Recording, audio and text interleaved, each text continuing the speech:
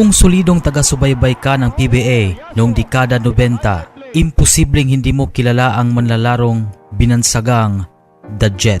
Isang depensibong pader, matinding scorer, at tunay na ginoo sa loob at labas ng court. Walang iba kundi si Jeffrey Cariaso. Pero kamakailan lang umugong ang balita tungkol sa kanyang biglaang paglisan bilang head coach sa PBA. Marami ang nagtatanong, kamusta na nga ba ang buhay ni Jeffrey Cariaso ngayon? Ano ang totoong kwento sa likod ng kanyang pag-alis sa Blackwater Bossing? At paano nga ba niya hinarap ang mga hamon ng buhay matapos niyang isabit ang kanyang jersey? Sa video na ito, pag-uusapan natin ang buong kwento ng buhay ng isa sa tinuturing na 50 greatest players sa kasaysayan ng PBA. Balikan muna natin kung saan nagsimula ang lahat. Isinilang si Jeffrey Joaquin Cariaso noong ika-12 ng Setyembre, taong 1972 sa Los Angeles, California. Lumaki siya sa Amerika at doon hinasa ang kanyang galing sa basketball. Naglaro siya para sa Sonoma State University bago nagpasyang dalhin ang kanyang talento sa Pilipinas. Noong taong 1995 PBA draft, nakuha siya ng Alaska Milkmen bilang 6 overall pick at doon na nagsimula ang apoy. Sa kanyang unang taon pa lang, pinatunayan na agad ni Jeff na hindi siya basta-bastang rookie dahil sa kanyang bilis sa fast break at bagsik sa depensa. Napanalunan niya ang PBA Rookie of the Year noong taong yon. Pero hindi doon nagtapos ang kanyang pasabog. Noong 1996, naging mahalagang bahagi si Cariaso ng makasaysayang Grand Slam ng Alaska Aces sa ilalim ng maalamat na coach na si Tim Con. Isipin nyo, kasama sina Johnny Abarrientos, Jojo Lastimosa at Bong Hawkins. Binuo nila ang isa sa pinakamalupit na dinastiya sa kasaysayan ng Philippine basketball. Sa loob ng kanyang 15 taon sa liga, nakasungkit si Cariaso ng 8 PBA championships, naging 10-time All-Star at pumasok sa PBA All-Defensive Team. Naglaro din siya sa iba't ibang sikat na team tulad ng Mobiline, Tanduay at Barangay Ginebra bago tuluyang nagretiro noong 2010. Hindi nagtagal bumalik siya sa PBA, ngunit sa pagkakataong ito, hindi na para maglaro, kundi para magturo. Ginamit niya ang mga natutunan niya mula kay Coach Tim Con upang maging isang mahusay na strategist. Nagsimula siya bilang assistant coach hanggang sa mabigyan ng pagkakataon na maging head coach ng Barangay Ginebra noong 2014. Bagamat panandalian lamang ang kanyang pananatili sa Barangay Ginebra, nag-iwan siya ng magandang impresyon. Noong 2019, nagbalik loob si Cariaso sa kanyang pinagmulang pamilya, ang Alaska Aces, bilang kanilang head coach. Dito niya ipinakita ang kanyang tatak, disiplina, karakter at sistema.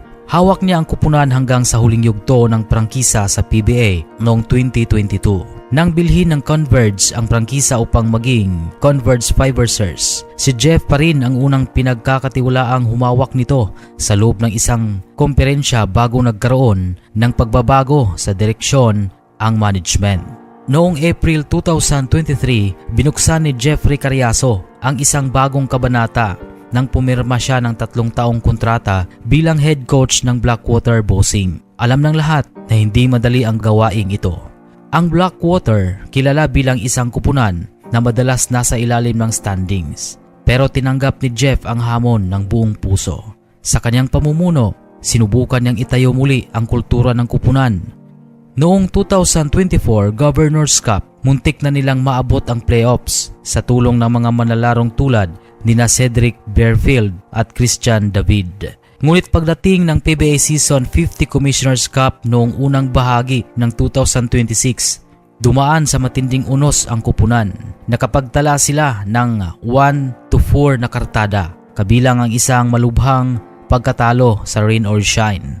Dito na pumasok ang usap-usapan. Noong April 11, 2026, opisyal na ibinalita na wala na si Jeff Cariaso sa Blackwater. Kumalat ang mga balita na siya raw ay nagbitiw o nag-resign.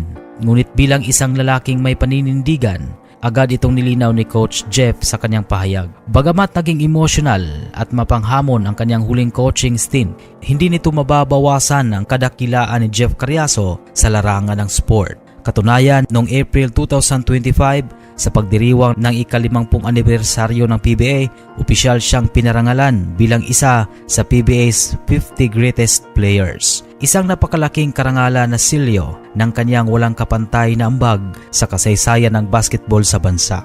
Sa isang panayam, sinabi ni Jeff na napahinto pa siya sa pagmamaneho ng kotse nang matanggap ang tawag dahil sa labis na emosyon at pasasalamat. Si Jeff ay masayang kasal sa kilalang aktres at sportscaster na si Erica Padilla. Kung titingnan mo ang kanyang buhay ngayon sa labas ng PBA, makikita mong abala siya sa pagiging isang mapagmahal na ama at asawa. Madalas silang magbahagi ng kanilang mga masasayang bonding moments, mga out-of-town trips at mga proyekto. Aktibo rin sila bilang brand ambassadors ng mga kilalang produkto gaya ng BYD Santa Rosa at TCL Home Cinema, na nagpapatunay na kahit wala siya sa hardcourt, malakas pa rin ang kanyang hatak at tiwala ng publiko. Mula sa pagiging isang pambihirang rookie, naging alamat ng Grand Slam champion, naging dedikadong guro at coach, at ngayon ay isang huwarang haligi ng tahanan. Patuloy na lumilipad si The Jet sa mas mataas na aspeto ng buhay.